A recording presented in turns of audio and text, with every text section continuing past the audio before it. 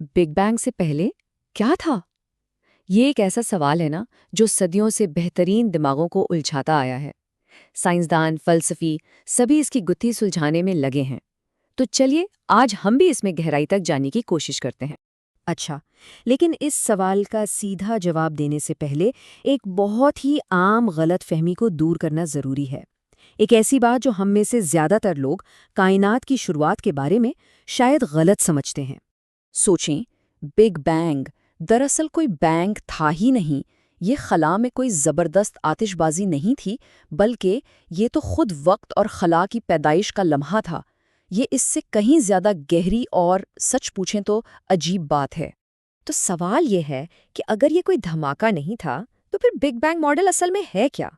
چلیے اس کی اصل حقیقت کو سمجھتے ہیں۔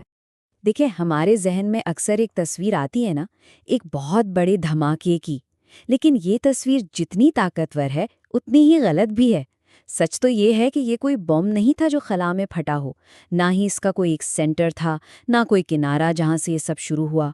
یہ ساری باتیں ہماری روزمرہ کی زندگی سے آتی ہیں، لیکن کائنات کی شروعات ان اصولوں سے بالکل الگ۔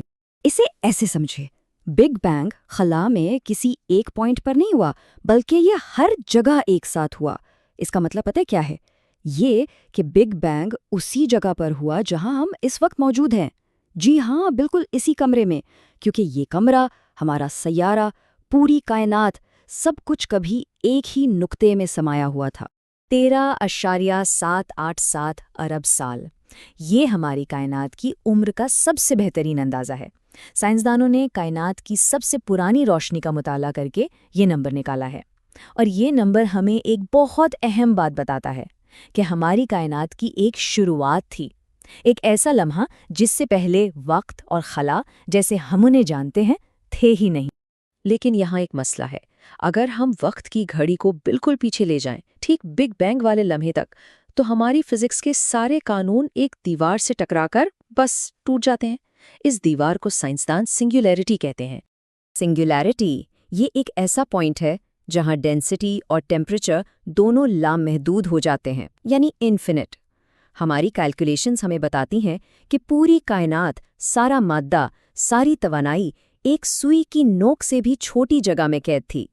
اب یہ ایک ایسی حالت ہے جو فزکس کے قوانین کے حساب سے تو ناممکن ہے، لیکن ہماری ساری تھیوریز اسی ایک پوائنٹ پر آ کر رک جاتی ہیں۔ تو اصل بات یہ ہے کہ سنگولیرٹی کوئی جواب نہیں ہے، یہ تو ہماری اپنی لا علمی کا ایک طرح سے اعلان ہے کہ یہاں آ کر ہماری سمجھ ختم ہو جاتی ہے۔ تو پھر سائنسدان اس دیوار کو کیسے پار کریں؟ یہیں سے ایک بہت ہی زبردست آئیڈیا سامنے آتا ہے جو اس سنگولیرٹی کے مسئلے کو حل کرنے کی ایک کوشش ہے، اور اسے کہتے ہیں کائناتی انفلیشن۔ یہ بات ہے 1970s کی دہائی کی، جب ایک فزسسٹ ایلن گتھ نے ایک کمال کا آئیڈیا پیش کیا۔ انہوں نے سوچا کہ ایک خاص قسم کی انرجی فیلڈ تھی جسے اسکیلر فیلڈ کہتے ہیں، جس نے کائنات کی پیدائش کے پہلے سیکنڈ کے بھی ایک چھوٹے سے حصے میں اسے ناقابل یقین تیزی سے پھیلا دیا۔ یہ انرجی ایک طرح سے اینٹی گریوٹی کی طرح کام کر رہی تھی۔ یہ آئیڈیا سادہ سا تھا لیکن بہت طاقتور۔ اس انتہائی تیز پھیلاؤ نے کائنات کو ہر طرف سے بالکل ایک جیسا ہموار کر دیا، بالکل ویسے ہی جیسے آپ ایک غبارہ پھلائیں تو اس کی سطح ہموار ہو جاتی ہے۔ اسی نے اسپیس کی جیومیٹری کو فلیٹ کیا اور وہ ننھے منھے کوانٹم اتار چڑھاؤ پیدا کیے جو آگے چل کر گیلیکسیوں کے بننے کی وجہ بنے، یعنی گیلیکسیوں کے بیج بوئے۔ اور جانتے ہیں اس تھیوری کی سب سے بڑی کامیابی کیا ہے؟ اس کی پیش گوئیاں حقیقت سے ملتی ہیں۔ یہ جو نمبر اسکرین پر ہے 0.96، یہ کائنات کی ابتدائی روشنی میں جو اتار چڑھاؤ تھے اس کی پیمائش ہے، اور یہ بالکل وہی نمبر ہے جس کی انفلیشن تھیوری نے پیشن گوئی کی تھی۔ یہ اس تھیوری کے حق میں ایک بہت ہی مضبوط ثبوت ہے۔ اچھا، اب بات اور بھی دلچسپ ہونے والی ہے۔ اگر انفلیشن کی تھیوری سچ ہے تو یہ صرف ہماری کائنات کی کہانی نہیں سناتی، بلکہ یہ اشارہ دیتی ہے کہ شاید ہماری کائنات اکیلی ہے ہی نہیں۔ یہیں سے ایک اور گہرا آئیڈیا نکلتا ہے، ایٹرنل انفلیشن، یعنی ہمیشہ جاری رہنے والا پھیلاؤ۔ اس کے مطابق انفلیشن ایک بار شروع ہو جائے تو بڑے پیمانے پر کبھی رکتا ہی نہیں، ہماری کائنات تو بس ایک بلبلہ ہے جو ایک بہت بڑے ابلتے ہوئے کائناتی سمندر میں بن گیا، اور اس سمندر میں لاتعداد دوسرے بلبلے بھی ہر وقت بن رہے ہیں۔ اور اگر سچ میں لاتعداد کائناتیں ہیں تو اس کا ایک بہت ہی عجیب مطلب نکلتا ہے۔ کیا ایسا ہو سکتا ہے کہ کسی بھی انسان کی ایک ہو بہو کاپی کہیں اور موجود ہو؟ ریاضی کے حساب سے ہاں، ایسا بالکل ممکن ہے۔ یہ بات کسی سائنس فکشن فلم کی کہانی لگتی ہے نا؟ لیکن یہ سیدھی سادھی ریاضی پر مبنی ہے۔ اگر کائناتیں لامحدود ہیں تو ہر وہ چیز جو ہو سکتی ہے وہ کہیں نہ کہیں کبھی نہ کبھی ضرور ہوگی۔ اس کا مطلب ہے کہ ایک اور زمین بھی موجود ہے جس پر کسی کا ہم شکل بھی رہتا ہے جو بالکل ویسی ہی زندگی گزار رہا ہے، اور کیا پتا وہ بھی اسی وقت یہی بات سن رہا ہو۔ یہ خیال واقعی ذہن کو گھما دیتا ہے۔ اب ایک اور دلچسپ بات سنیں، ملٹی ورس کا یہ آئیڈیا ایک اور بہت جدید تھیوری یعنی اسٹرنگ تھیوری سے بھی جا ملتا ہے۔ اسٹرنگ تھیوری کہتی ہے کہ فزکس کے قوانین کی بھی لاتعداد قسمیں ہو سکتی ہیں، جسے وہ لینڈسکیپ کہتی ہے۔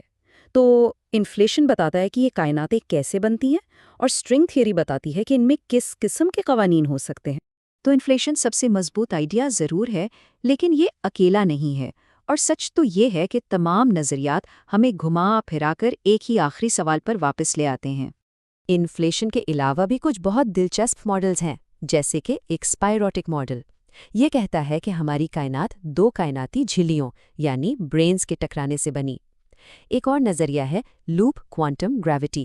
اس کے مطابق بگ بینگ اصل میں ایک بگ باؤنس تھا، یعنی ہماری کائنات ایک پچھلی سکڑتی ہوئی کائنات کے ملبے سے دوبارہ بنی ہے۔ یہ دونوں ماڈلز ایک واحد شروعات کے خیال سے بچنے کی کوشش کرتے ہیں۔ مگر یہاں ایک بہت گہرا مسئلہ ہے۔ یہ سارے نظریات، چاہے انفلیشن ہو یا بگ باؤنس، ان سب کو شروع ہونے کے لیے کچھ نہ کچھ پہلے سے چاہیے۔ کوانٹم فیلڈز، اسٹرنگز یا کم از کم فزکس کے قوانین تو یہ اصل سوال کا جواب نہیں دیتے، بلکہ سوال کو ایک قدم اور پیچھے لے جاتے ہیں۔ یعنی اگر فزکس کے قوانین نے کائنات کو بنایا تو پھر ان قوانین کو کس نے بنایا؟ اور شاید سب سے بڑا، سب سے مشکل سوال، کیا وقت سے پہلے بھی کچھ تھا؟ کیونکہ اگر وقت خود بگ بینگ کے ساتھ شروع ہوا تو پھر پہلے کا لفظ ہی اپنا مطلب کھو دیتا ہے۔ یہ بالکل ایسا ہی ہے جیسے کوئی پوچھے کہ قطب شمالی سے بھی زیادہ شمال میں کیا ہے، سوال ہی غلط ہے۔ آخر میں ہماری کائنات کی ابتدا کی یہ کھوج ہمیں ایک ایسے سوال پر لا کھڑا کرتی ہے جس کا جواب شاید اکیلے فزکس کے پاس نہیں ہے۔ یہ سوال ہے کہ کچھ نہ ہونے کی بجائے کچھ کیوں ہے؟